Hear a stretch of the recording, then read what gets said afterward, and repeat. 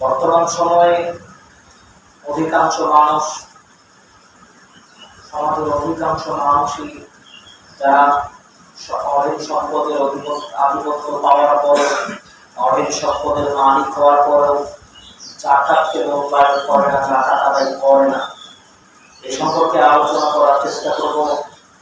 আর প্রথমে যে বিষয়টা আলোচনা করার চেষ্টা করব তা হচ্ছে নেশাদার দ্রব্য সম্পর্কে। বর্তমানে গোটা সমাজ ছোট্ট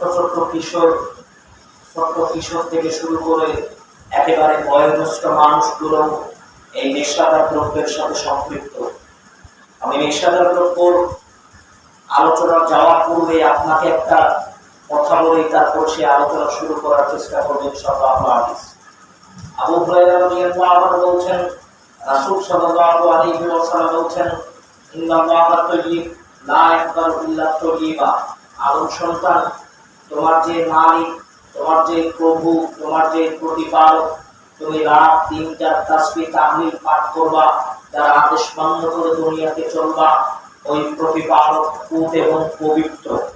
লা ইয়াকবালু ইল্লা তাইয়্যিবা, উনি পবিত্র জিনিস ছাড়া গ্রহণ করেন না। তার মানে আপনার প্রতিপালক পুত এবং পবিত্র। আপনি যখন তাকে কিছু দিবেন, সেই দেওয়া জিনিসটা পবিত্র হতে হবে। সেই দেওয়া জিনিসটা যেন পবিত্র হয়, এ কথাই আল্লাহর নবী বলছেন। আমি আপনাকে আবার বলি, রাসূল সাল্লাল্লাহু আলাইহি ওয়াসাল্লাম এই হাদিসের মাঝ অংশে দিয়ে একটা কথা বললেন।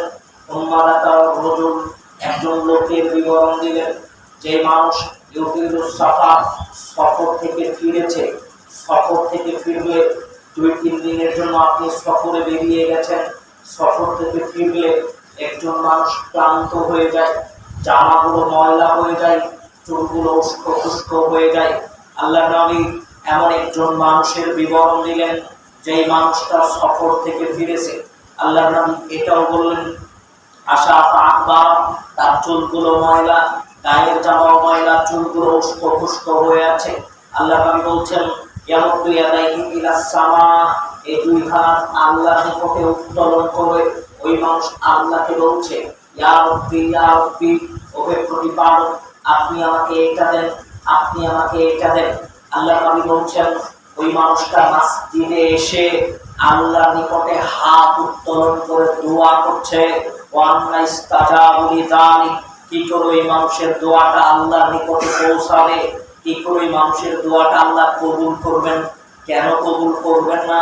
মালবাসুহু হারাম, পরনের যে পোশাক ওটা হারাম টাকা দিয়ে কেনা।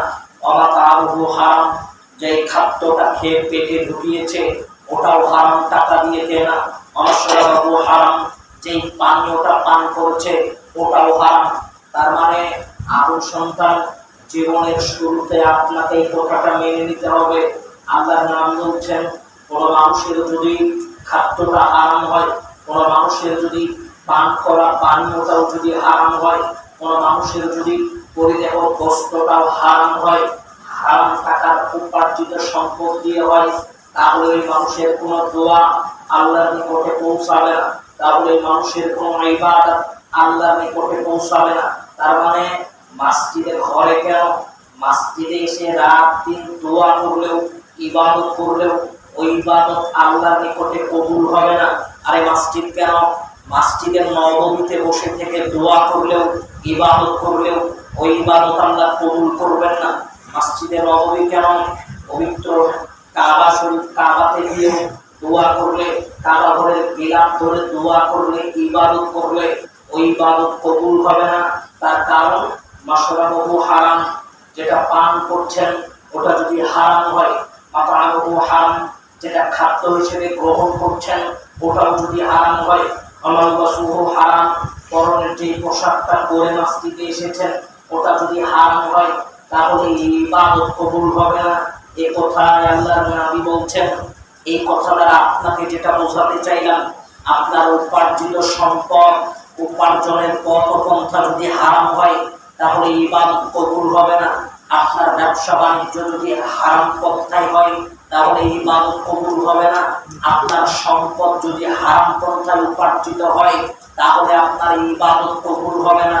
এই কথাটা আপনাকে একটু মেনে নিতে হবে।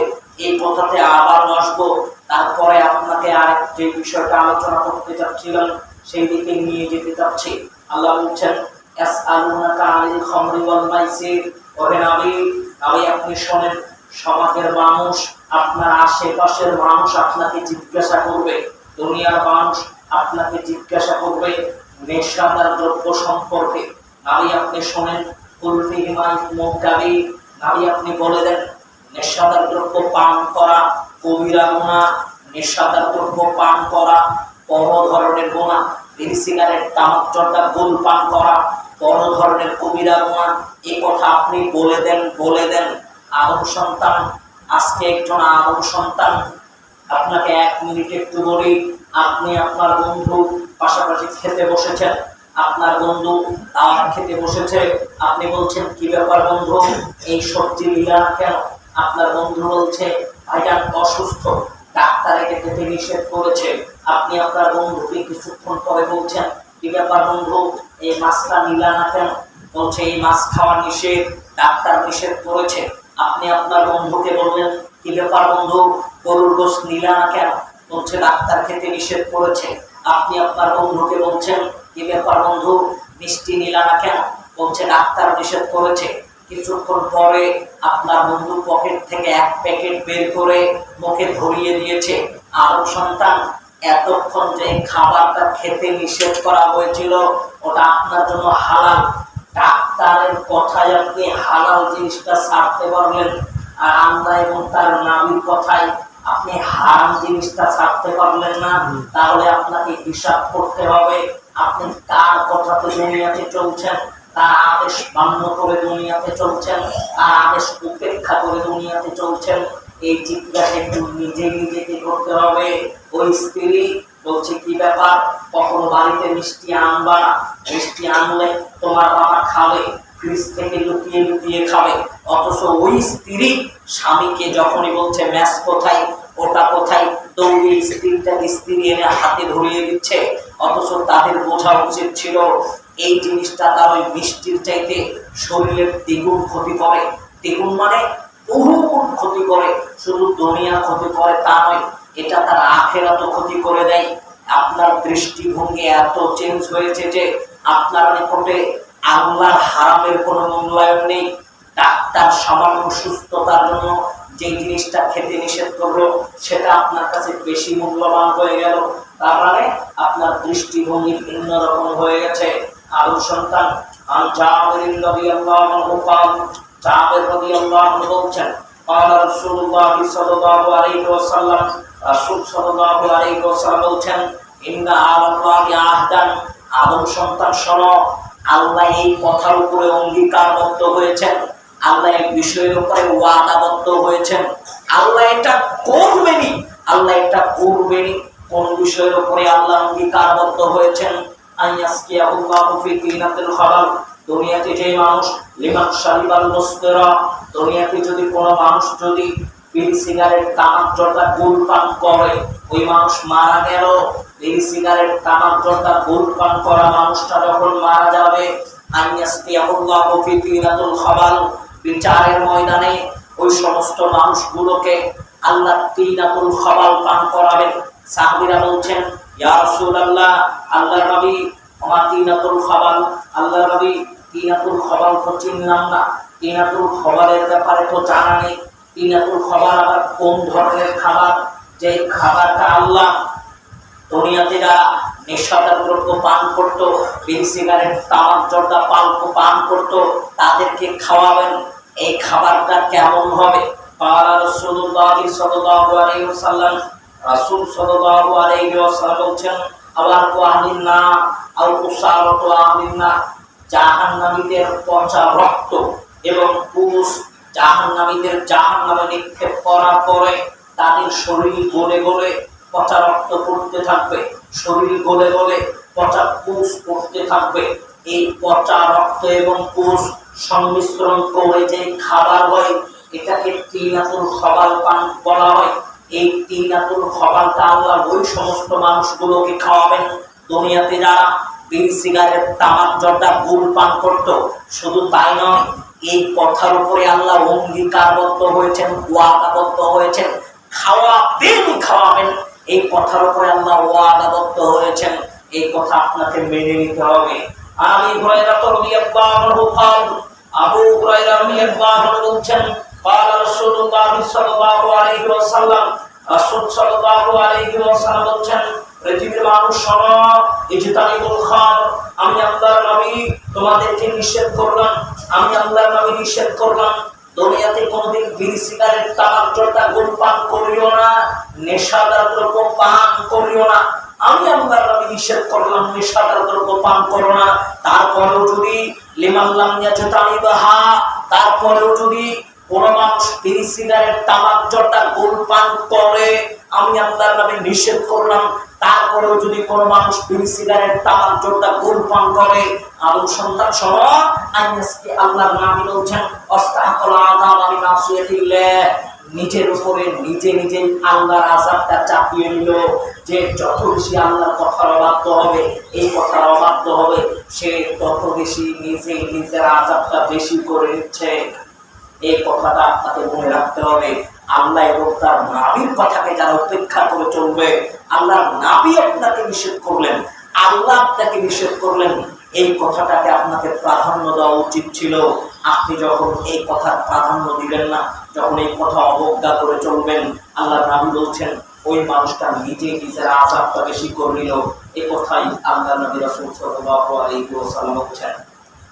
আদম সন্তান উসমান রাদিয়াল্লাহু আনহু উসমান রাদিয়াল্লাহু আনহু বলছেন, قال رسول الله صلى الله عليه وسلم, রাসূল সাল্লাল্লাহু আলাইহি ওয়াসাল্লাম বলছেন, ওরে পৃথিবীর মানুষ শোনো, দুনিয়াতে কোন মানুষ যদি লিমান শারিবাল খামর, দুনিয়াতে কোন মানুষ যদি মদ পান করে, অন্য হাদিসে বলা হয়েছে মান শারিবাল খামর, যদি কোন মানুষ মদ পান করে, নেশাদার দ্রব্য পান করে, বিড়ি সিগারেট তামাক জর্দা গুল যদি কোন মানুষ পান করে, আল্লাহর নবী বললেন, অতঃপর ফাইন মাতা, ওই মানুষটা মারা গেল, মারা যাওয়ার সাথে সাথেই দাখলান নার, আল্লাহ তাকে জাহান্নামে প্রবেশ করাবেন। বিড়ি সিগারেট তামাক জর্দা গুল পান করত, হঠাৎ মারা গেছে, মারা যাওয়ার সাথে সাথেই আল্লাহ তাকে জাহান্নামে প্রবেশ করাবেন। আল্লাহ নবী এখানে আরো কয়েকটা কথা বললেন। আল্লাহ নবী বলছেন, শোনো আরেকটা কথা, ফাইন, ওই মানুষটা যদি মারা যাওয়ার পূর্বে তার আল্লাহর নিকটে তওবা করে, ফাইন তাবাল্লাহু আলাইহি, আল্লাহ তাকে ক্ষমা করে দিবেন। তার মানে আপনি যখন বিড়ি সিগারেট তামাক জর্দা পান করতেন, আপনি বুঝতে পেরেছেন যে এটা পান করা হারাম, আল্লাহ আমাকে জাহান্নামে প্রবেশ করাবেন, আজকের দিন থেকে ছেড়ে দিলাম।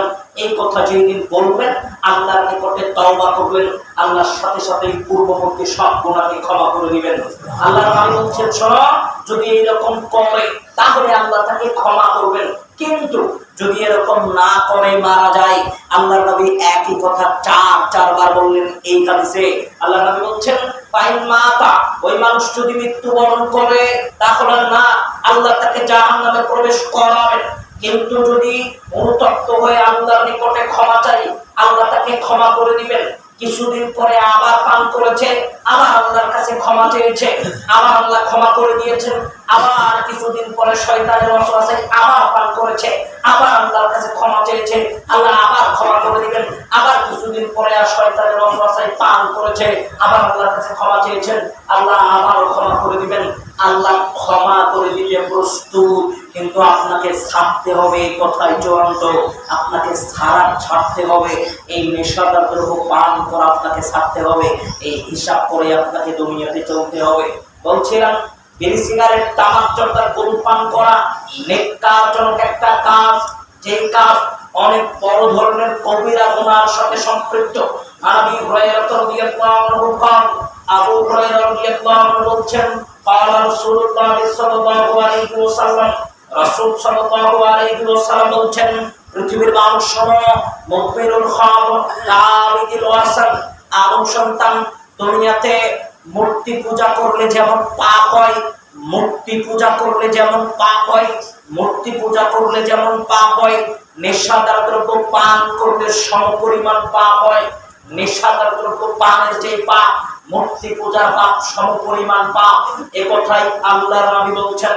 আবু দারদা রাদিয়াল্লাহু আনহু قال আবু দারদা রাদিয়াল্লাহু আনহু বলছেন قال রাসূলুল্লাহ সাল্লাল্লাহু আলাইহি ওয়াসাল্লাম রাসূল সাল্লাল্লাহু আলাইহি ওয়াসাল্লাম বলছেন পৃথিবীর মানুষ সমান লা ইয়াদখুলুল জান্নাতা পৃথিবীর মানুষ লা ইয়াদখুলুল জান্নাতা মুদমিনুল খামর দুনিয়াতে যেই মানুষ বিড়ি সিগারেট তামাক জর্দা গুলপান করবে ওই মানুষ জান্নাতে প্রবেশ করতে পারবে না।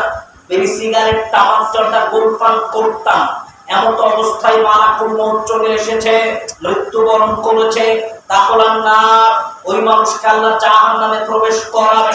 লা ইয়াদখুলুল জান্নাতা ওই মানুষ জান্নাতে প্রবেশ করতে পারবে না। এই কথাই আল্লাহর নবী বলছেন। আমি উমামা রাদিয়াল্লাহু আনহু قال এই হাদিস আপনাকে একটু পরে বলি। আব্দুল্লাহ ইবনে আমর রাদিয়াল্লাহু আনহু قال আব্দুল্লাহ ইবনে আমর রাদিয়াল্লাহু আনহু বলছেন চার শ্রেণীর মানুষের কথা বলছেন লা ইয়াদখুলুল জান্নাতা এই চার শ্রেণীর মানুষ জান্নাতে যেতে পারবে না। এই চার শ্রেণীর মানুষ জান্নাতে ঢুকতে পারবে না, এরা জান্নাতে প্রবেশ করতে পারবে না।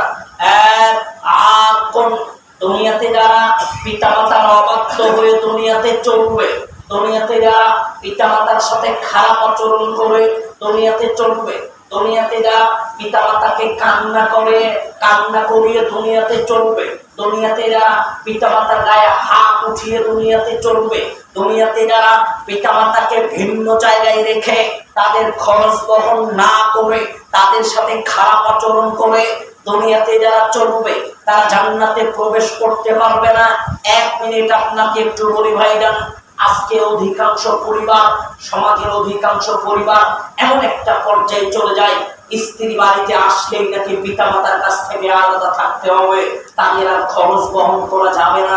এটা সমাজের পরিবেশ হয়ে গেছে। এক শ্রেণীর সুশীল সমাজের মানুষ, ওরা পশুর চাইতে নিকৃষ্ট।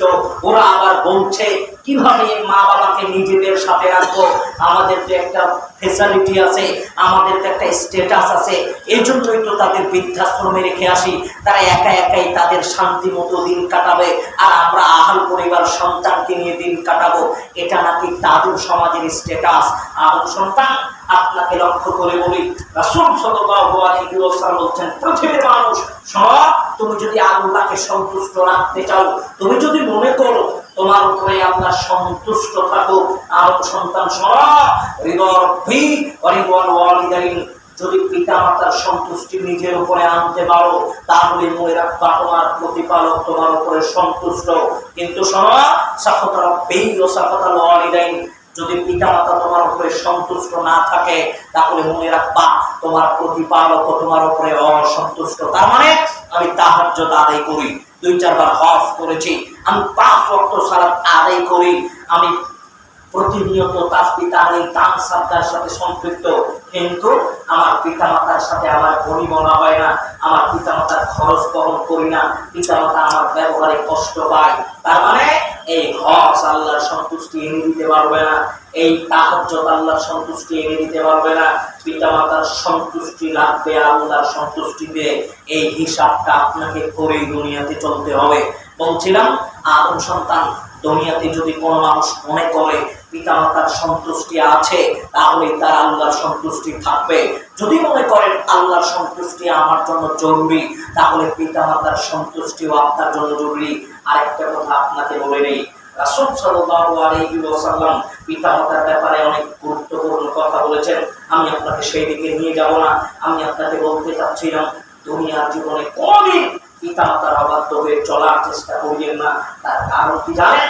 আল্লাহ সুবহানাহু ওয়া তাআলা নিজে বলছেন, ওরে আদম সন্তান শোনো, আদম সন্তান শোনো, আল্লাহ রাব্বুল আলামিন নিজে বলছেন হামালাতুহু উম্মুহু ওয়াহনান আলা ওয়াহনিন, ওরে আদম সন্তান কেনই তুমি তোমার মায়ের সাথে ভালো আচরণ করবা, কেনই তুমি তোমার অভিভাবক পিতামাতার সাথে ভালো আচরণ করবা, কেন আপনি আপনার মায়ের সাথে ভালো আচরণ করবেন? আল্লাহ বলছেন হামালাতুহু উম্মুহু ওয়াহনান আলা ওয়াহনিন, আদম সন্তান তোমার মা তোমাকে 10 মাস 10 দিন নিজের পেটে ধারণ করেছে।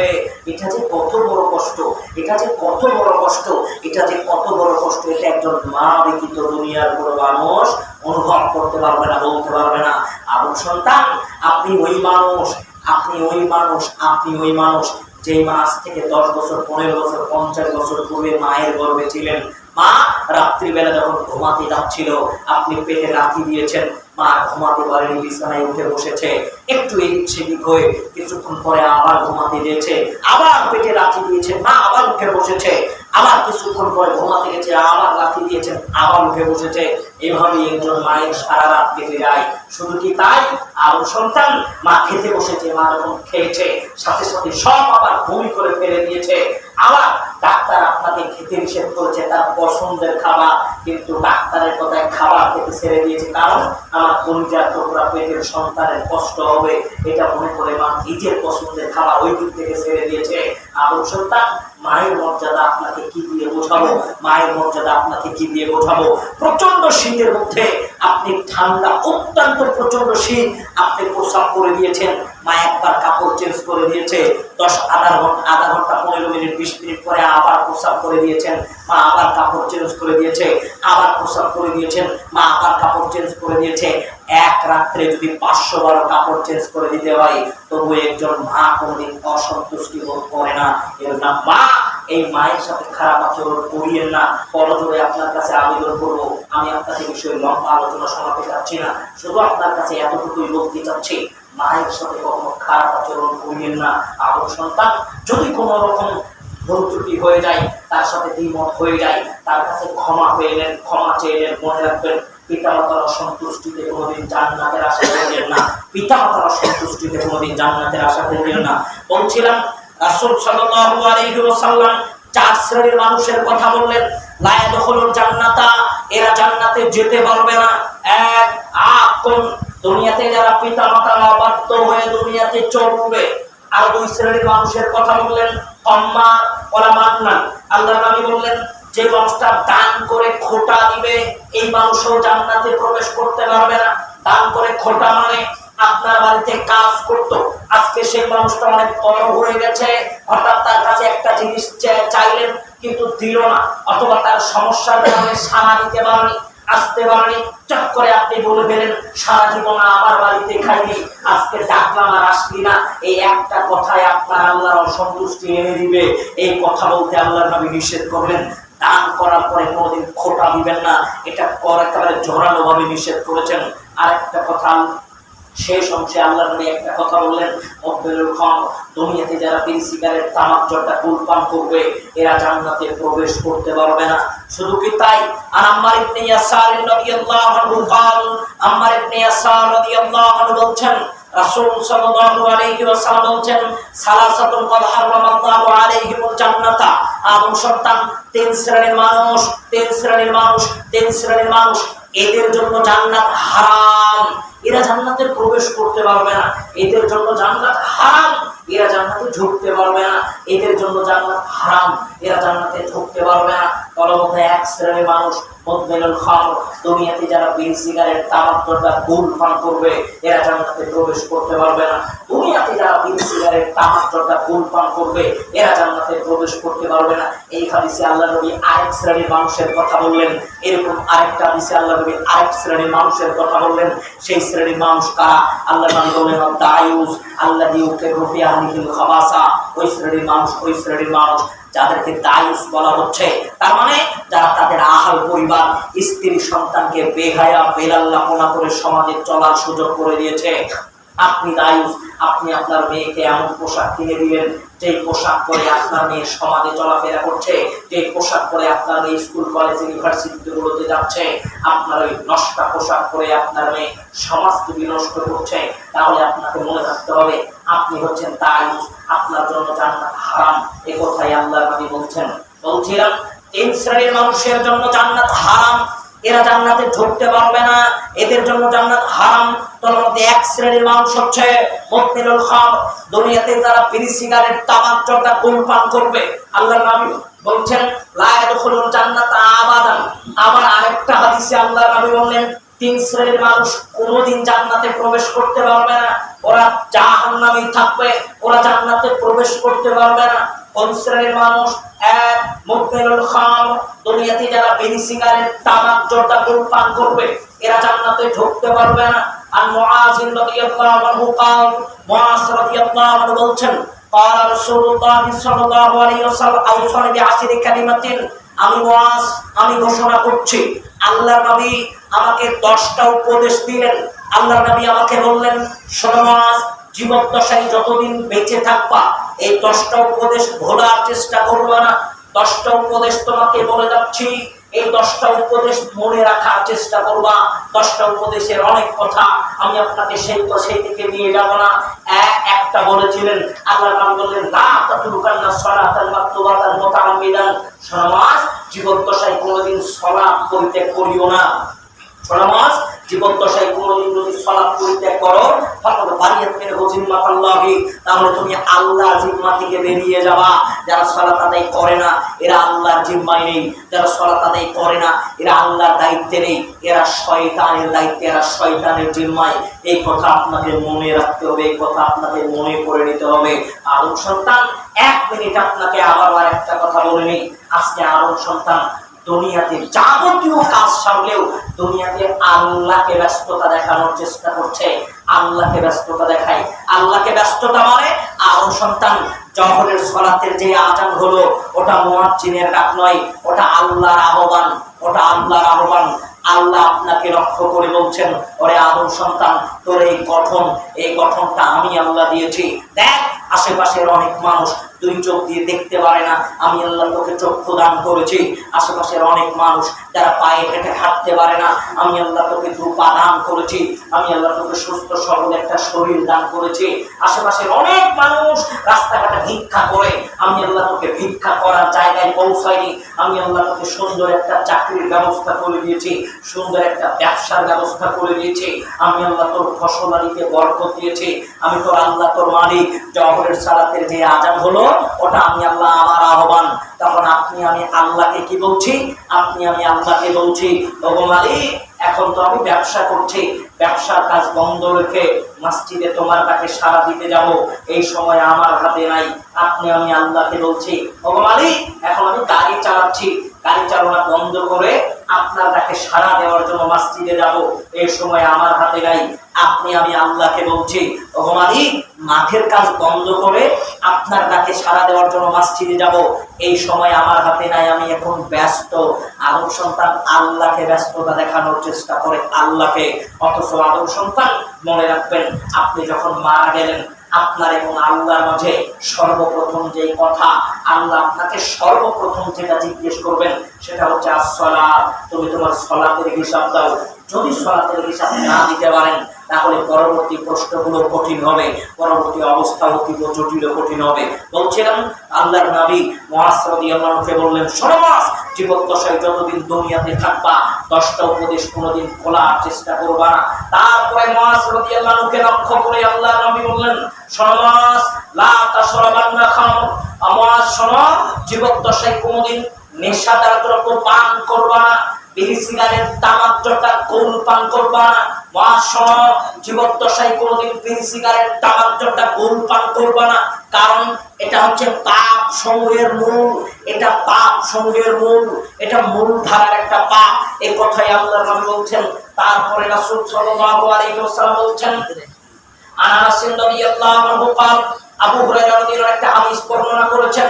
আবু হুরায়রা রাদিয়াল্লাহু আনহু قال, আবু হুরায়রা রাদিয়াল্লাহু বলছেন, قال রাসূলুল্লাহ সাল্লাল্লাহু আলাইহি ওয়াসাল্লাম, রাসূল সাল্লাল্লাহু আলাইহি ওয়াসাল্লাম বলছেন, আদম সন্তান শোনো, ইন্নাল্লাহা হারামাল খামর, আল্লাহ রাব্বুল আলামিন তোমাদের উপরে নেশাদার দ্রব্য হারাম করেছেন। বিড়ি সিগারেট তামাক জর্দা গৌল তোমাদের উপরে হারাম। শুধু কি সেটা হারাম তা নয়, অর্থামানাহা, তা বিক্রি করাও হারাম।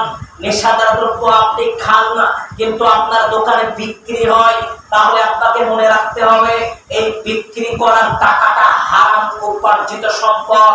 ওই যে আপনাকে প্রথমে যে হাদিসটা বললাম, মানুষের রিজিকের পন্থা যদি হারাম হয়, মানুষের খাবার যদি হারাম হয়, মানুষের পরনের পোশাকও যদি হারাম টাকার কেনা হয়, তাহলে আল্লাহ তার ইবাদত কবুল করবে না, আল্লাহ তার দোয়া কবুল করবে না, আল্লাহ তার কোনো কিছুকে কবুল করবে না। এই কথা আপনাকে মনে রাখতে হবে।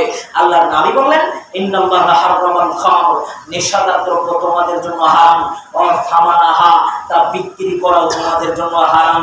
আদম সন্তান রিজিকের টেনশনে অনেক কিছু দুনিয়াতে করে। এই কথাটা আপনাকে দ্বিতীয় অংশে আবারও বলবো।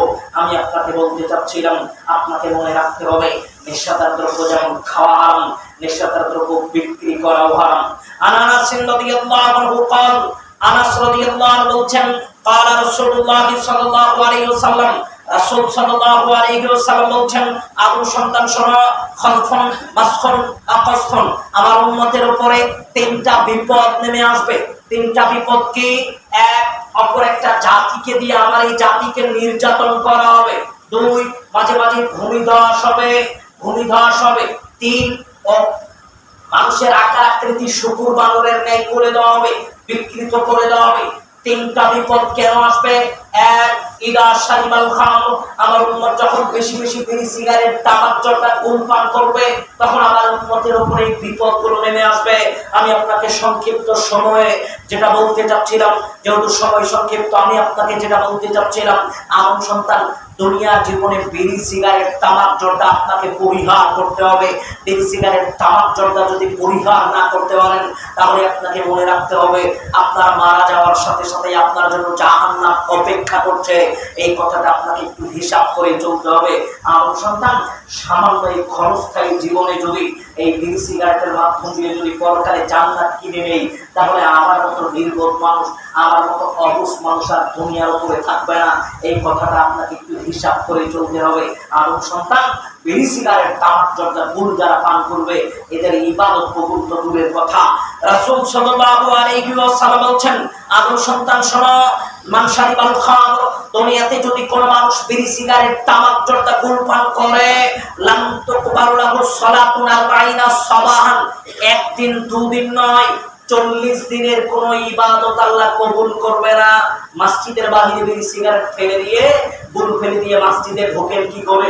একদিন বিড়ি সিগারেট তামাক জর্দা খেলে, একবার বিড়ি সিগারেট তামাক জর্দা গুল খেলে, লাম তুকবালু লাহু সালাতুন 40 সাবাহান, 40 দিনের ইবাদত কবুল হবে না। একবার বিড়ি সিগারেট তামাক জর্দা গুল খেলে 40 দিনের ইবাদত কবুল হবে না। এই কথাটা আপনাকে একটু হিসাব করে চলতে হবে। একদিন বিড়ি সিগারেট তামাক জর্দা গুল যদি আমার পেটে ঢোকে, তাহলে 40 দিনের কোন ইবাদত আল্লাহ সুবহানাহু ওয়া তাআলা কবুল করবেন না। এই কথাটা আপনাকে একটু মূল্যায়ন করে চলতে হবে। বলছিলাম, আদম সন্তান দুনিয়ার জীবনে বিড়ি সিগারেট তামাক জর্দা গুল আপনাকে পরিহার করতে হবে। এই চেষ্টায় আপনাকে করতে হবে। এই কথাটাকে মূল্যায়ন করে আপনাকে চলতে হবে। রাসূল সাল্লাল্লাহু আলাইহি ওয়াসাল্লাম এবং আল্লাহ সুবহানাহু ওয়া তাআলা বলছেন, নবী আপনি শুনেন, যারাই বিড়ি সিগারেট তামাক জর্দা গুল সম্পর্কে আপনাকে জিজ্ঞেস করবে, আপনি তাদেরকে বলে দেন, এটা একটা বড় ধরনের পাপ, বড় ধরনের কবিরা গুনাহ, এটা একটা কবিরা গুনাহ, বড় ধরনের পাপ। এই পাপের সাথে সম্পৃক্ত থেকে নিজের জীবন অতিবাহিত করার চেষ্টা করিলেন না। আপনাকে আলোচনার দ্বিতীয় অংশে যেটা বলতে চাচ্ছিলাম, যাকাত সম্পর্কে আলোচনা বিস্তারিত করতে হয়।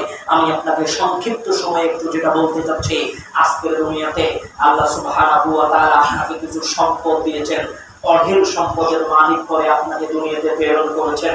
এটা আল্লাহর শুকরিয়া। আপনি আশেপাশে তাকিয়ে দেখেন, অনেক মানুষ যারা কি করে আপনার মাধ্যম দিয়ে যারা তাদের রিজিকের অনুসন্ধান করে, তার মানে আপনার জমিতে কাজ করে সংসার চালায়, আপনার জায়গায় কাজ করে সংসার চালায়, আপনার বাড়িতে কাজ করে সংসার চালায়। আপনাকে আল্লাহ অঢেল একটা নিয়ামত দিয়েছেন, অঢেল সম্পদের মালিক করে দিয়ে, তারপরেও আমাদের সমাজের কিছু মানুষ যারা আল্লাহর শুকরিয়া আদায় করে না।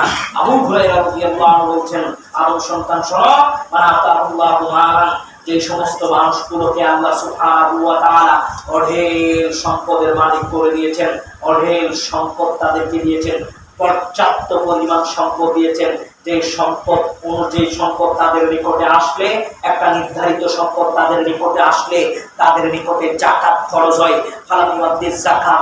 কিন্তু যাকাত প্রদান করে না। আপনার উপরে আপনার সম্পদের কারণে যাকাত খরচ হয়েছে, আপনি যাকাত আদায় করেন না। আল্লাহ নবী বলছেন, আদম সন্তান শোনো, লম্বা হাদিস, হাদিসের সরল কথা এটাই। আল্লাহ নবী বলছেন, ওই সম্পদ, যে সম্পদটা দুনিয়াতে তার ছিল কিন্তু যাকাত আদায় করেনি, যখন সে মৃত্যুবরণ করবে কিয়ামতের দিন ওই সম্পদটা একটা সাপের আকৃতি করে দিয়ে, ওই সম্পদটা একটা সাপের আকৃতি করে দেওয়া হবে, ওই সাপটা তার গলায় ঝুলিয়ে দেওয়া হবে। ওই সাপ বারবার সাপেরও বিবরণ হাদিসে দেওয়া হয়েছে। সাপ কেমন হবে, তার চক্ষু কেমন হবে। ওই সাপ বারবার তাকে দংশন করবে, বারবার তাকে দংশন করবে আর বলবে মালুকা মালুকা মালুকা, আমি তোমার ওই মাল, আমি তোমার ওই সম্পদ, আমি তোমার ওই সম্পদ যেটা দুনিয়াতে ছিল, যার সম্পদে তুমি জাকাত দেওনি, আমি তোমার সেই সম্পদ। আমি আপনাকে যেটা বলতে চাচ্ছিলাম আদম সন্তান, আপনাকে বলছি সম্পদ জমা করেছেন, জাকাত আদায় করেননি। কি জন্য করেননি? দুনিয়াতে আপনার সন্তানদের বিলাসিতা জীবন হবে, সম্পদ কমে যাবে ভয়ে জাকাত দেননি, সম্পদ কমে যাবে, সন্তানদের সম্পদ কমে যাবে, স্ত্রীর সম্পদ কমে যাবে, চাচা ভাতিজার সম্পদ কমে যাবে। সন্তানের সম্পদ কমবে মানে সম্পদ তো আমার যে না, সম্পদ চিরস্থায়ী আপনার নয়, নির্দিষ্ট একটা সময় পর্যন্ত আপনার। তার মানে আল্লাহ আপনার হায়াত দিয়েছে 7 বছর 2 মাস 2 দিন 1 ঘন্টা 1 সেকেন্ড। ওই 7 বছর 2 মাস 2 দিন 1 ঘন্টা 1 সেকেন্ডে আপনার নিঃশ্বাস বন্ধ হয়ে যাবে, চক্ষু বন্ধ হয়ে যাবে। সেই দিন থেকে সম্পদ আর আপনার নয়, সেই দিন থেকে সম্পদ আহাল পরিবারে। তাহলে আহাল পরিবারের সম্পদ রাখতে গিয়ে আপনি কিয়ামতের ময়দানে আপনার ওই মালটাই আপনাকে দংশন করবে আর বলবে, আপনার মাথায় মুখে দংশন করবে আর বলবে আমি তোর মাল, আমি তোর সম্পদ, আমি তোর মাল, আমি তোর সম্পদ, আমি তোর মাল, আমি তোর সম্পদ। যে সম্পদটা দুনিয়াতে জমা করেছি, জাকাত আদায় করিসনি। তাহলে আপনাকে মনে রাখতে হবে, জাকাত যারা আদায় না করবে তাদের এই পরিবেশ পরিস্থিতি হবে। শুধু কি তাই? আবু হুরায়রা রাদিয়াল্লাহু আনহু বলছেন, আবু সন্তান শোনো, আল্লাহ যে মানুষটাকে আল্লাহ রাব্বুল আলামিন ইবনুন, যে মানুষটাকে আল্লাহ গনানুন, যে মানুষটাকে আল্লাহ ছাগল দিল, উট দিল, গরু দিল, কিন্তু তার জাকাত আদায় করলো না, মানে তার সম্পদ পর্যাপ্ত পরিমাণ হয়েছে, এই উট গরুর জাকাত যেটা সেটা পাওয়ার পরে সে আদায় করেনি। আল্লাহ নবী বলছেন কিয়ামতের দিন, লম্বা হাদিস, আল্লাহ নবী এতে বোঝাচ্ছেন কিয়ামতের দিনে ওই উট গরু ছাগলগুলো কি করবে, ওই মানুষটাকে তাদের যে খুর, এই খুর দিয়ে বারবার তাদের উপরে ঘোরাবে। যেমন আপনি দেখেন আপনারা ধান মাড়াই করেন যেমন ভাবে, ওই উট গরু ছাগল বারবার আপনাকে পা দিবে, আপনাকে মারতে থাকবে, আপনার শরীরের উপরে আঘাত করতে থাকবে, তাদের ওই খুর দিয়ে পা দিয়ে আপনি তাদের জাকাত আদায় করেন। এজন্যই ওই পশুগুলোই আপনাকে আঘাত করতে থাকবে জাকাত আদায় না করার জন্য। আমি জাকাত সম্পর্কে সংক্ষিপ্ত আপনাকে বলতে চাচ্ছিলাম, আবু সন্তান আপনার ওই সম্পদ, যেই সম্পদটা দুনিয়াতে জমা করেছেন আহাল পরিবারের জন্য, ওই সম্পদটাই কিয়ামতের দিনে সাপ হিসেবে আপনাকে দংশন করতে থাকবে। অতএব আপনাকে যথাযথভাবে জাকাত আদায় করতে হবে। আপনি আহাল পরিবার সন্তানদের সম্পদ বেশি করতে গিয়ে নিজের উপরে শাস্তি ডেকে আনিয়েন না। আহাল পরিবারের সম্পদ বেশি মানে 1 মিনিট, আবু হুরায়রা রাদিয়াল্লাহু আনহু বলছেন আদম সন্তান বলে আপনি মালি মালি, এটা আমার সম্পদ, এটা আমার সম্পদ, এটা আমার সম্পদ। আপনাকে যদি আমি জিজ্ঞেস করি, ধরেন আপনার ছেলের বিবাহের জন্য, মেয়ের বিবাহের জন্য লোক এসেছে, আপনাকে ঘটক জিজ্ঞেস করছে আপনার বিষয়ে কিছু বলেন। এই কথা বলার সাথে সাথেই আপনি নিজের থেকে বলছেন হুজুর ওই যে মাঠে যে 10 বিঘা জমি দেখেন, 5 বিঘা জমি, এক দাগে 5 বিঘা জমি, ওটা আমার। ওই যে লালমনিরহাটের একটা মার্কেট দেখেছেন 3 তলা, ওটা আমার। ওই যে ব্যাংক দেখছেন এক্সিম ব্যাংক, বাংলাদেশ ব্যাংক, ওই ব্যাংকে আমার 2 লক্ষ 50 লক্ষ 10 লক্ষ টাকা আছে, ওটাও আমার। এই যে আমার বাড়ির সামনে যে 5 বিঘা জমি দেখছেন, এটা আমার। এই যে একটা বাগান দেখছেন, এটা আমার। এটা আমরা বলি, এটা আমাদের বলার একটা ভাষা। আল্লাহর নবী বললেন, আদম সন্তান বলে এটা আমার সম্পদ, এটা আমার সম্পদ, এটা আমার সম্পদ। কিন্তু আদম সন্তানের সম্পদ ইলামা ও সালাফ 3টা। আদম সন্তানের সম্পদ হচ্ছে 3টা, এর বাহিরে আদম সন্তানের কোনো সম্পদ নেই। 3টা সম্পদ মানে একটু বোঝার চেষ্টা করেন, আর একটু ধরেন। আল্লাহ নবী বললেন আউলা বিসাফা আওলা, ধরেন আমার গায়ে যে পোশাক, এটার মালিক আমি, এটা আমি দাবি করছি। আপনার গায়ের যে পোশাক, এটার মালিক আপনার, আপনি দাবি করছেন আমার পোশাক এটা, এটা আমি দাবি করছি এটা আমার। আমার বাড়িতে ওয়ারড্রোবে, আলমারিতে আমার নির্দিষ্ট একটা পোশাক আছে যেটা শুধু আমার, এটা আমার দাবি। আপনি যে পোশাক পরেছেন এটা আপনার, এটা আপনার দাবি। আমি যে পোশাক পরে আছি এটা আমার, এটা আমার দাবি। কিন্তু আদম সন্তান, আমি যদি এখনই মারা যাই, আমার আহাল পরিবার এই পোশাক কি আর পরনে রাখবে? আপনার পরনে পোশাক কি আর থাকবে?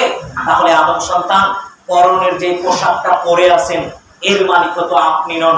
তাহলে এত সম্পদের অহংকার গর্ব বড়াই কি করে করেন? শুধু কি তাই? আল্লাহ নবী বলেন ধরেন আপনার 10 বিঘা জমির ফসল, ওগুলো পরেই থাকলো। আপনি খেতে বসেছেন, প্লেট নিয়ে খেতে বসেছেন, আপনি ভাত মুখে দিবেন, এমত অবস্থায় আপনার ওই প্লেটের ভাত আপনার, আপনার হাতের ভাতও আপনার, মুখে দিচ্ছিলেন, এমত অবস্থায় মারা গেলেন। আপনারা আহাল করবা, প্লেটটা সুন্দর করে টেনে নিয়ে কুকুর বিড়ালকে দিয়ে দিবে, অথবা নিজেরা কেউ খেয়ে ফেলবে। আপনি মারা গেছেন, আপনার মুখের ভাতের মালিকও আপনি নন, ওই ভাতের মালিক অন্য কেউ হয়ে যাবে। আদম সন্তান, ফসল তো দূরেই থাকলো, যেই খাবারটা খেতে যাচ্ছিলেন, আপনি ফ্রিজে অনেক খাবার রেখেছেন যেটার বাজার আপনি করেছেন, ওই খাবারও দূরে থাকলো, যেটা খেতে যাচ্ছিলেন এই খাবারের মালিক আপনি হতে পারলেন না। শুধু কি তাই, আবার বোঝার চেষ্টা করেন, আপনার ব্যাংকে 50 কোটি টাকা, আপনার সব সম্পদ মিলে আপনার সম্পদের মালিক 50 কোটি টাকা, ওই সম্পদ পরেই থাকলো, আপনার হাতে 20টা টাকা, অথবা ধরেন 2 টাকা 5 টাকা, আপনার হাতে 5টা টাকা আছে, অথবা পকেটে আছে, আপনার ব্যাংকে আছে লক্ষ লক্ষ টাকা। আপনার দাবি আপনি 50 লক্ষ টাকার মালিক, কারণ আপনার নামে ব্যাংকে 50 লক্ষ টাকার অ্যাকাউন্ট আছে, ওগুলো পরেই থাকলো, ওগুলো বাড়ির আলমারিতে টাকা আছে, ওগুলো বা আপনার হাতে 20টা টাকা ছিল, আমার হাতে 20টা টাকা, আমি যদি এখনই মারা যাই, আমার আহাল পরিবার এই টাকাটা সুন্দর করে বের করে নিয়ে নিজেদের পকেটে রেখে দিবে। আদম সন্তান, ব্যাংকের 50 লাখ তো দূরেই থাকলো, বাড়ির বিছানার নিচে আপনার বালিশের নিচে 50,000 তো দূরেই থাকলো, পকেটের 50 টাকা তো দূরে থাকলো, হাতের 5টা টাকার মালিকও আপনি হতে পারলেন না। তাহলে আদম সন্তান, এই সম্পদের অহংকার গর্ব করেন কি করে? এই সম্পদের পিছনে ছুটতে ছুটতে নিজের হায়াত শেষ করে ফেললেন, এই সম্পদ বেশি করতে গিয়ে নিজের হায়াত শেষ করে ফেললেন, নিজের জন্য কিছু করলেন না। নিজের জন্য মানে রাসূল আব্দুল্লাহ ইবনে আব্বাস রাদিয়াল্লাহু আনহু বলছেন, রাসূল সাল্লাল্লাহু আলাইহি ওয়াসাল্লাম বলছেন, আইয়ুকুম মা ইউহিব্বু মিন মালি ওয়ারিসিহি, তোমাদের মধ্যে এমন মানুষ কি আছে দুনিয়াতে যেই মানুষটা নিজের সম্পদের চাইতে অপরের সম্পদকে বেশি প্রাধান্য দেয়?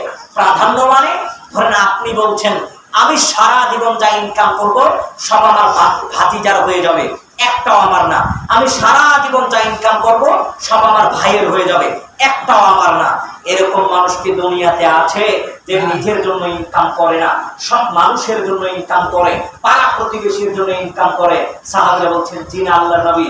ধরেন আপনিও তাকে পাগল বলবেন, যে মানুষটা নিজের সম্পদ বেশি করে না, পাড়া প্রতিবেশীর সম্পদ বেশি করে, সেই মানুষটাকে আপনিও পাগল বলবেন? আল্লাহর নবীও, সাহাবীরা বলছেন, আল্লাহর নবী, এমন মানুষ তো দুনিয়াতে নাই যেই মানুষটা নিজের সম্পদ ইনকাম করবে না, যা ইনকাম করবে মানুষের জন্য ইনকাম করবে। আল্লাহর নবী বলছেন, এমন মানুষের সংখ্যাটাই দুনিয়াতে বেশি। কেন বেশি একটু বোঝেন। আল্লাহর নবী বললেন, মা তাকদ্দামা, মরার আগে যেটা পাঠিয়েছ মা বহু, ওটা তোমার, ওমা তাআখরা, দুনিয়ার উপরে যেটা ছেড়ে গেছো ওমা ওয়ারিসি, ওটা মানুষের। তার মানে আপনি যখন মারা যাচ্ছিলেন তখন 10 বিঘা জমির মালিক, আপনি যখন মারা যাচ্ছিলেন 10 লক্ষ টাকার ব্যাংকে ছিল। এখন আদম সন্তান যখনই মারা গেলেন, ওই 10 বিঘা জমি আর আপনার থাকবে? সব আহাল পরিবার বন্টন করে দিবে। কয়েকদিন আগের ঘটনা, চট্টগ্রামে এবং আরেকটা জায়গার ঘটনা, পিতাকে কবর দেয়নি, পিতাকে লাশ গোসলের পরে সাদা কাপড় দিয়ে ঢেকে রেখেছে। কবর দেয়নি কেন জানেন? কবর দেয়নি একটা কারণে, পিতার জমি জমা বন্টন হয়নি। 2 ভাই বোন ঝগড়া লেগেছে, আগে জমি জমা বন্টন হবে, তারপরে বাবাকে কবর দিব, আগে জমি জমা বন্টন দরকার। তাহলে আদম সন্তান, ওটা তো নিজস্ব সন্তান, নিজের সন্তান, নিজের সন্তান আপনার সাথে বেইমানি করবে, এইরকমই পরিবেশ পরিস্থিতি। আপনার সন্তান জমি জমার বন্টনের অপেক্ষায় থাকবে। আদম সন্তান, তাহলে ওই সম্পদ ইনকাম করছেন যেটা আপনি দুনিয়ার উপরে ছেড়ে যাবেন, মাটির নিচে যেই সম্পদটা নিয়ে যাবেন, ওই সম্পদের জন্য সময় ব্যয় করেন আদম সন্তান। আদম সন্তান, মাটির নিচে একটা সম্পদ আপনি নিয়ে যাবেন, ওই সম্পদের জন্য সময় ব্যয় করতে প্রস্তুত নন আপনি, আপনি ওই সম্পদ ইনকাম করার জন্য প্রস্তুত নন। মনে রাখবেন, আপনি হাজার হাজার কোটি টাকার মালিক হন, আকিজ গ্রুপের মালিক, হাজার হাজার লক্ষ লক্ষ কোটি টাকার মালিক, তারপরেও 3.5 হাত মাটির একটা বিছানায় তাকে অবশেষে শুইতে হলো। আপনাকেও তাই। অতএব কোটি কোটি টাকা রেখে গেলেও ওটা আপনার উপকার দিবে না। আপনাকে কবরে যে সম্পদটা নিয়ে যাবেন সেটার জন্য প্রস্তুত হতে হবে। তার মানে 5 টাকা আমি দান করলাম আর পকেটে থাকলো 50,000, আমি এখনই মারা গেছি। এখন মনে রাখতে হবে, 5 টাকা যেটা মসজিদের কৌটায় দিয়েছি ওটাই মালিক আমি, 50 কোটি টাকার মালিক আমি নই। 5 কোটি টাকার মালিক আমি নই। কেন? আমি মারা যাওয়ার সাথে ওটা আমার আহল পরিবার কন্ট্রোল করে নেবে, ওটা আমার থাকবে না। কিন্তু যেই 5টা টাকা মসজিদের কৌটায় দিয়েছি ওটার মালিক আমি। ওই সম্পদটা কেউ কেড়ে নিতে পারবে না। পকেট থেকে বের করে কৌটায় চলে গেছে, ওটা আমার হয়ে গেছে। পকেটে থেকে গেছে, ওটা আমার নয়। এতটুকুই আপনাকে বললাম, আর বেশি কিছু বলার প্রয়োজন নেই। আপনি শুধু হিসাব করবেন কোনটা আমার আর কোনটা আমার না। আখির দাওয়ানা আলহামদুলিল্লাহ রাব্বিল আলামিন। আলহামদুলিল্লাহ ওয়াহদাহু ওয়াসসালাতু ওয়াসসালামু আলা মান লা নাবিয়্যা বা'দা। সম্মানিত উপস্থিতি, আজকের সংক্ষিপ্ত আলোচনায় সংক্ষিপ্ত সময় আপনাকে যেটা বোঝানোর চেষ্টা করছিলাম, আলোচনার প্রথম অংশে যেটা বোঝানোর চেষ্টা করছিলাম, আদম সন্তান দুনিয়ার জীবনে কোনোদিন নেশাদার দ্রব্য পান করে দুনিয়াতে চলিয়েন না। মনে রাখবেন, নেশাদার দ্রব্য পান করা অবস্থায় যদি তার মৃত্যু হয়ে যায় তাহলে দাখলান না, আল্লাহ তাকে জাহান্নামে প্রবেশ করাবেন। শুধু কি জাহান্নামে প্রবেশ করাবেন তা নয়, আল্লাহ নবী বললেন আল্লাহ জাহান্নামীদের পচা রক্ত এবং পুষ ওই মানুষগুলোকে খাওয়াবেন। দুনিয়াতে যারা নেশাদার দ্রব্য পান করতে হতে দুনিয়ার জীবনে নেশাদার দ্রব্য পান করা ছেড়ে দেন। কারণ একটাই, একদিন নেশাদার দ্রব্য পান করলে 40 দিন আল্লাহ আপনার উপরে অসন্তুষ্ট থাকবেন। 40 দিন আপনার কোনো ইবাদত কবুল হবে না। একবার নেশাদার দ্রব্য পান করবে, অতএব নেশাদার দ্রব্য পরিহার করতে হবে। আল্লাহ আমাদের নেশাদার দ্রব্য পরিহার করার মতো তৌফিক দান করুন সকলেই। আর দ্বিতীয় অংশে আপনাকে যেটা বোঝাতে চাইলাম, যাকাত আদায় করবেন। কারণ একটাই, যে সম্পদ যাকাত আদায় না করে যে সম্পদটা জমা করছেন ওটা দুনিয়ার উপরে আপনাকে ছেড়ে যেতে হবে। এটাই বাস্তব। মাটির নিচে নিয়ে যাওয়ার কোনো সুযোগ নেই। তাহলে যাকাত আদায় না করার কারণে সম্পদ যদি দুনিয়ার উপরে বেশিও থেকে যায়, আপনার ওই সম্পদটাই আপনাকে কিয়ামতের দিনে শাস্তি দিবে, সাপ হিসেবে আপনাকে দংশন করতে থাকবে। তাহলে মনে রাখবেন, মানুষ কোনোদিন কবরের সম্পদ নিয়ে যায় না। মানুষ কোনোদিন কবরের সম্পদ নিয়ে যায় না। আনাস রাদিয়াল্লাহু আনহু বলছেন, ইয়াতবাউল মাইয়িতু সালাসুন, মানুষ যখন মারা যায় কবর পর্যন্ত 3টা জিনিস তার সাথে যায়। প্রত্যেকটা মানুষ, দুনিয়ার প্রতিটা মানুষের সাথে কবর পর্যন্ত 3টা জিনিস যাবে। আপনার সাথেও যাবে, আমার সাথেও যাবে। আপনি যত কোটি টাকার মালিকই হন না কেন, আপনার সাথে 3টা জিনিস যাবে। এক, আহলুহু, আপনার আহাল পরিবার, সন্তান সন্ততি কাঁদতে কাঁদতে কবর পর্যন্ত যাবে। আমালুহু, আপনার সম্পদ আপনার সাথে কবর পর্যন্ত যাবে। আমালুহু, আরেকটা জিনিস আপনার সাথে কবরে যাবে, সেটা আপনার নিজস্ব আমল। আল্লাহ নবী বললেন, ফায়ারজিউ, 2টা জিনিস ফিরে আসবে। আমালুহু, একটা জিনিস আপনার সাথে কবরে যাবে। মনে রাখবেন, আদম সন্তান সারা জীবন ব্যয় করলাম আহাল পরিবারের সুখ শান্তির জন্য। এত ব্যস্ততা কিসের জন্য? একটু সম্পদ ইনকাম করব, আহাল পরিবার টাইলস দেওয়া ঘরে থাকবে। একটু সম্পদ ইনকাম করব, আহাল পরিবার টাইলস দেওয়া বাথরুম পাবে, আহাল পরিবার সুন্দর একটা আবাসস্থল পাবে। কতদিনের জন্য? 60 বছরের জন্য। আপনারও চিন্তা তাই, আপনি 60 বছর একটু টাইলস দেওয়া ঘরে থাকবেন, একটু ভালো ভালো খাবার খাবেন, এই ব্যস্ততায় সারা জীবন কাটিয়ে দিলেন। 60 বছরের হায়াতের জন্য, 60 বছরের হায়াতে এসি রুমে থাকবেন, টাইলস দেওয়া ঘরে থাকবেন, এর জন্য সারা জীবন ব্যয় করলেন। কিন্তু আদম সন্তান, আপনাকে একটা কথা জিজ্ঞেস করি, নিজে একটু উত্তর খুঁজবেন। 60 বছরের পরে একটা হায়াত আছে, যে হায়াতের কোনো শেষ নেই, যার কোনো বয়স নেই। এই হায়াতে যদি টাইলস দেওয়া ঘরে থাকতে হয়, 60 বছরে যদি টাইলস দেওয়া হায়াতের জন্য, টাইলস দেওয়া ঘরের জন্য এত পরিশ্রম করেন, তাহলে যেখানে চিরস্থায়ী থাকবেন, যেই জায়গার কোনো শেষ নেই, ওই জায়গার জন্য কতটুকু পরিশ্রম করলেন, ওই জায়গার জন্য কতটুকু সম্পদ ইনকাম করলেন, নেকি ইনকাম করলেন, এই জিজ্ঞাসাটা একটু নিজেই নিজেকে করবেন। আমি যেটা সংক্ষিপ্তভাবে বোঝাতে চাচ্ছিলাম, আপনি দুনিয়াতে সম্পদ বেশি রেখে যাবেন, এর জন্য যাকাত আদায় করছেন না, কিন্তু এই সম্পদটাই বিচারের মধ্যে আপনাকে সাপ হিসেবে দংশন করবে। এই কথাটা আপনাকে মস্তিষ্কে মাথায় রাখতে হবে। আল্লাহ আমাদের পরিপূর্ণভাবে যাকাত যথাযথভাবে আদায় করার তৌফিক দান করুন সকলে বলে আল্লাহুম্মা আমিন। যুবক ভাইদের সম্পর্কে একটা কথা বলতে বলা হয়েছে, তার একটা কথা, যুবক ভাই বেশি বেশি গেমস খেলার প্রতি আসক্তি এবং বেশি বেশি অযথা সময় নষ্ট করার প্রতি আসক্তি। যুবক ভাই, তোমাকে বলতে চাচ্ছি, তুমি একটু নিজে খেয়াল করে দেখবা, 5 ঘন্টায় গেমস খেলার পরে তুমি কতটুকু উপকৃত হতে পেরেছো, এই জিজ্ঞাসা একটু নিজেই নিজে করো। কোন দিকে তোমার উপকার হয়েছে? এক, তুমি কি তোমার জীবন দশায় দুনিয়াতে কোনো উপকার করতে পারবা? 5 ঘন্টা যে তোমার সময় নষ্ট হলো গেমস খেলে, 5 ঘন্টা, 3 ঘন্টা, 4 ঘন্টা সময় নষ্ট হলো গেমস খেলে, এই 4 ঘন্টায় তুমি তোমার এই জীবনে কোনো উপকার পেলা? এই জীবনে দুনিয়ার জীবনে পরকাল থেকে রেখে দিলাম। আমি দুনিয়ার জীবনের কথা তোমাকে বলছি। তোমার এই 4 ঘন্টা গেমস খেলার পরে তুমি একটু নিজেকে জিজ্ঞাসা করে দেখো তো, তোমার এই 4 ঘন্টা গেমস খেলার পরে তোমার এই ইহকালীন জীবনে 1 পয়সা 1 সেকেন্ডের কোনো লাভ করতে পেরেছো কিনা? এই জিজ্ঞাসা একটু নিজেকে করো। তুমি একটু দেখো তো, 4 ঘন্টা পূর্বে তুমি যেই জায়গায় বসেছিলে, 4 ঘন্টা পরে তুমি সেই জায়গাতে আসো। শুধু তোমার জীবনের মূল্যবান সময় 4 ঘন্টা সময় তোমার কাছ থেকে চলে গেছে, যেটা তুমি বুঝতে পারোনি। আরেকটা কথা বলি, ইহুদি খ্রিস্টানেরা চায় তুমি মুসলমান, তোমার সময় নষ্ট হোক। এই জন্য বিভিন্ন রকম ভাব তোমার জন্য রেখে দিয়েছে। আর তুমি যদি সহজেই যে ফাঁদে পা দিয়ে দাও, তাহলে তুমি বোকার স্বর্গে বাস করছো, তাহলে তুমি আজও বোকার স্থানে রয়েছো। ইহুদি খ্রিস্টানের ফাঁদে যদি পা দিয়ে থাকো, তাহলে তুমি আজও বোকার স্বর্গে বাস করছো। এই কথাটা তোমাকে মনে রাখতে হবে। আমি নির্ধারিত সময়ে খুতবা শেষ করতে চাচ্ছি, এই জন্য তোমার কাছে অনুরোধ করে যাব, তুমি একটু চিন্তা ভাবনা করো। এই গেমস খেলার প্রতি আসক্তি থেকে তোমাকে ফিরে আসতে হবে, কারণ তোমার জীবনের প্রত্যেকটা সময় তোমার জন্য মূল্যবান। 4 ঘন্টা সময় তোমার জন্য মূল্যবান। 4 ঘন্টা কোনো 1 মিনিট 1 সেকেন্ড, একটা ন্যারো সেকেন্ড পরিমাণ সময়ও তোমার জীবনের জন্য মূল্যবান। এই মূল্যবান সময়টাকে তুমি নষ্ট করিও না। আল্লাহ সুবহানাহু ওয়া তাআলা আমাদেরকে নেশাদার দ্রব্য থেকে বিরত থাকার তৌফিক দান করুন সকলে বলি আল্লাহুম্মা আমিন।